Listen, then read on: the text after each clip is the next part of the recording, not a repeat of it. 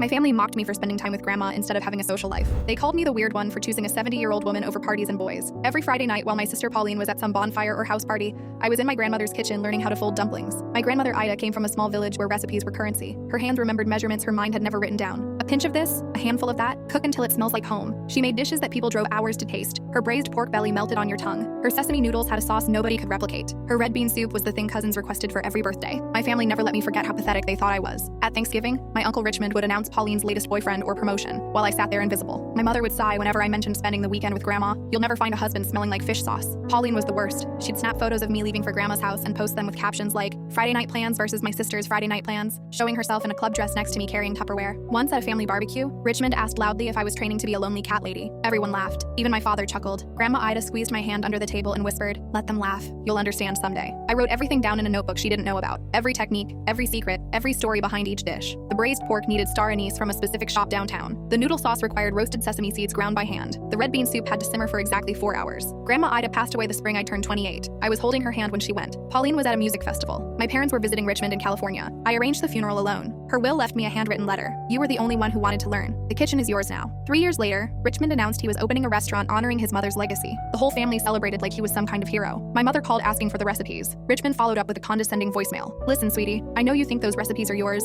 but this is about family legacy. Don't be difficult. Pauline texted me screenshots of their restaurant plans. This is happening with or without you. You can either be part of something special or stay bitter and alone like always. I told them all no. Richmond's restaurant opened that fall with massive fanfare. Local news coverage, family friends packing the seats, a huge banner reading Grandma Ida's Kitchen with her photo displayed prominently. He'd hired professional chefs to recreate her dishes from memory. The menu had braised pork belly, sesame noodles, and red bean soup. I opened my place 3 months later, a tiny spot with 12 tables on the other side of town. No news coverage, no family support, just a simple sign that said Ida's Table, and a menu written in my own handwriting.